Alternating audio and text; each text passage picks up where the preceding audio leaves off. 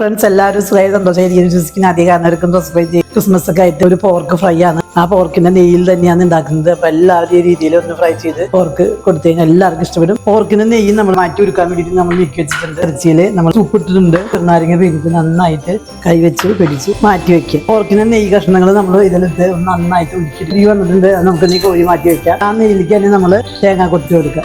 ഒന്ന് മുരിഞ്ഞ് വരട്ടെ. എന്താ കുറച്ച് കറിവേപ്പിട്ട് കൊടുക്കുക. ഇഞ്ചി വെളുത്തുള്ളി എന്തായാലും വേണം ചേർത്തത്ര നല്ല ടേസ്റ്റ് ആയിരിക്കും.